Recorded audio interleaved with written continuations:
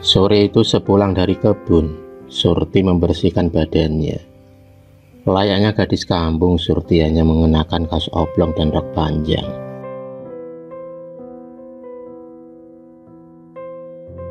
Kegiatan itu dilakukannya sehari-hari, dan dia ikut membantu kedua orang tuanya berkebun. Dia terpaksa putus sekolah karena keterbatasan biaya. Pagi itu, seperti biasanya, sebelum berangkat berkebun, Surti pergi ke kali dahulu untuk mencuci baju. Aliran air yang deras memecah bebatuan di sepanjang sungai, membuat Surti bersemangat untuk mengawali kegiatannya di pagi hari. Tak hanya sendirian, Surti ditemani beberapa orang temannya. Setelah selesai mencuci baju, Surti segera pulang dan menjemur pakaiannya di samping rumah. Menjelang sore, Surti segera mengangkat jemuran yang berada di samping rumah. Tiba-tiba matanya terbelalak, bajunya menghilang. Surti berusaha mencari, barangkali terbang tertiup angin. Tapi hasilnya nihil. Surti berusaha melupakan bajunya yang hilang, toh dia masih banyak baju yang lain.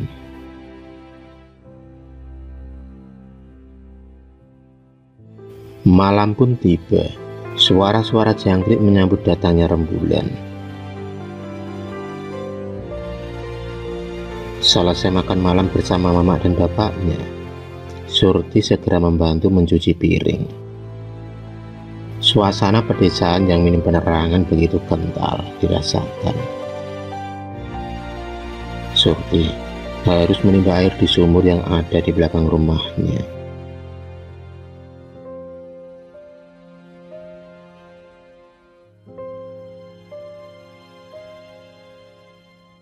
Baru saja Surti menurunkan timbanya, tiba-tiba Surti merasakan ada sepasang dua bola mata sedang mengawasinya. Tapi Surti lebih memilih tetap melanjutkan kegiatannya. Dia tak merasa takut sedikit pun, karena dia tahu di desanya tak hanya dia saja yang tinggal di situ. Mungkin ada salah satu tetangganya yang lewat.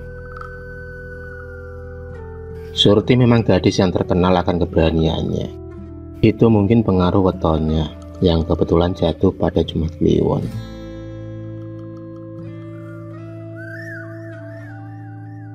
Hari itu, tepatnya hari Jumat Kliwon.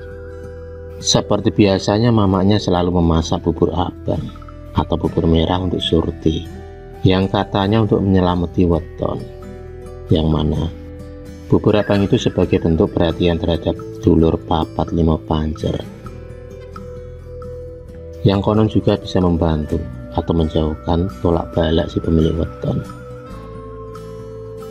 Percaya atau tidaknya, kegiatan itu sering dilakukan mamanya Surti ketika memasuki hari Jumat Kliwon.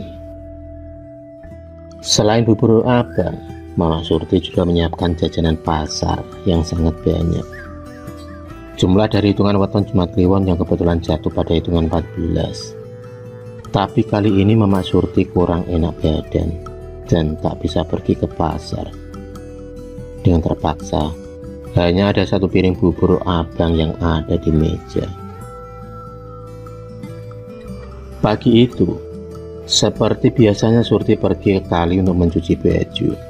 Meski di rumah ada sumur, tapi dia masih suka pergi ke kali lantaran dia bisa berkumpul dengan teman-temannya untuk bercanda ria.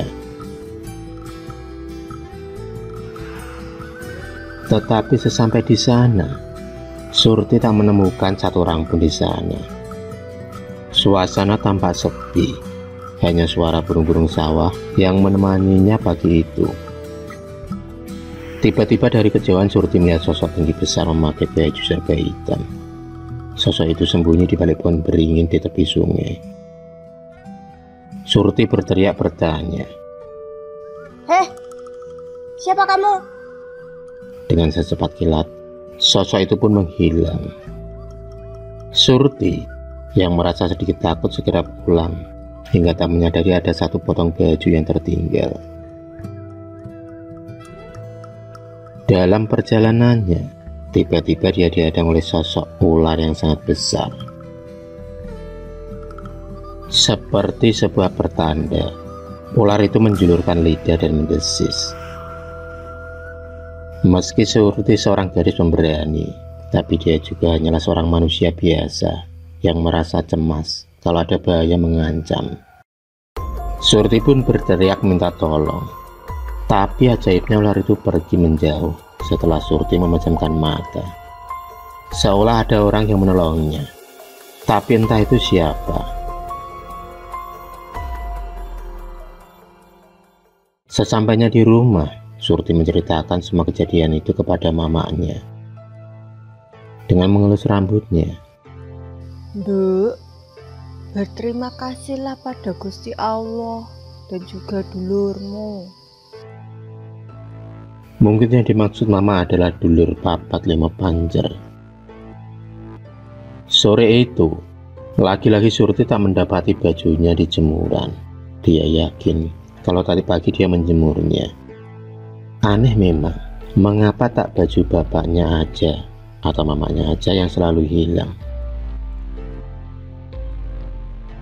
Bukan satu atau dua kali saja, tapi hilangnya baju Surti sudah memasuki hitungan kelima.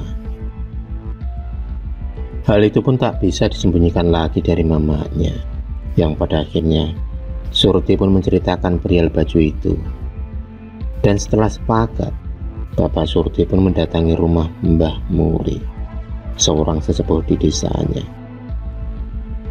Meskipun Mbah Muri bukan seorang dukun, tapi Mbah Muri mempunyai ilmu kejawen yang sangat begitu kental. Kelebihan yang dimiliki Mbah Muri sudah tak diragukan lagi. Tak jarang banyak warga yang meminta pertolongan kepada Mbah Muri bila mengalami kejadian-kejadian di luar nalar. Setelah mengutarakan maksud kedatangannya, Bapak Surti pun meminta bantuan dari Mbah Muri. Tanpa pikir panjang, Mbah Muri segera melepaskan cincin aki berwarna hijau tua itu, lalu diletakkan di atas daun jati yang mengering. Keajaiban pun muncul ketika batu aki itu tiba-tiba berputar begitu cepatnya, hingga Mbah Muri pun mengatakan kalau ada orang yang sengaja mau memelet Surti. "Siapa itu, Mbah?" Bapak Surti pun bertanya kepada Mbah Muri. Tapi Mbah Muri memilih merahasiakan identitas orang tersebut. Mbah Muri hanya mengatakan, "Kalau nanti ada orang yang kesurupan, dialah pelaku sebenarnya," kata Mbah Muri. Sebelum pulang, Mbah Muri menitipkan pesan kepada Bapak Surti untuk tetap merahasiakan pelaku pelet dari warga.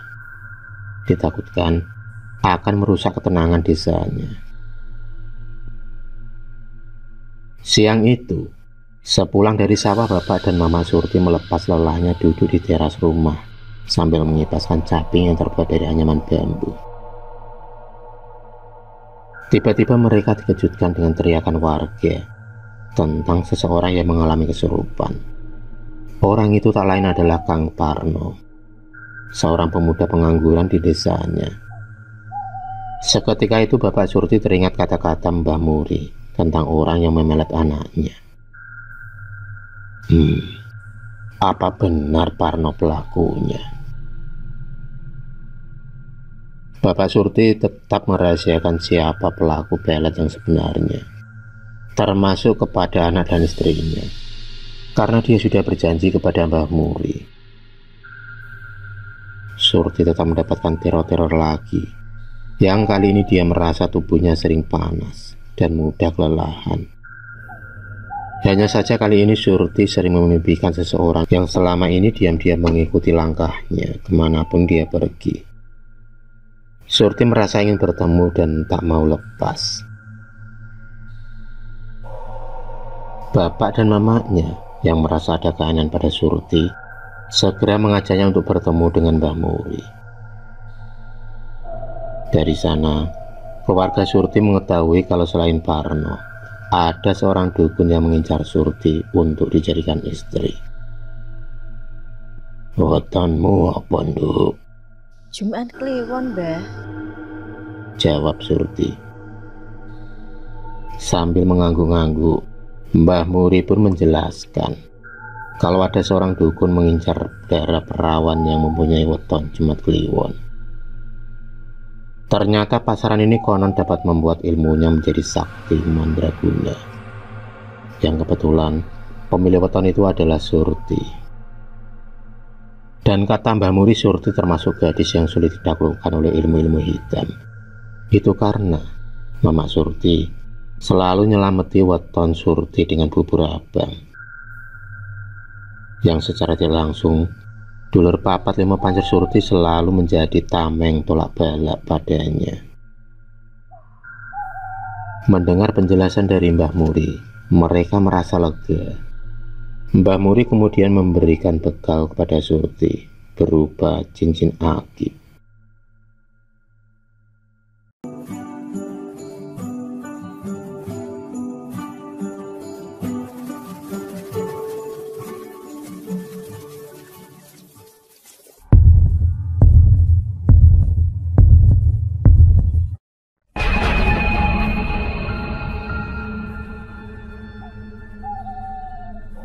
Terima kasih sudah menonton video cerita bergambar ini.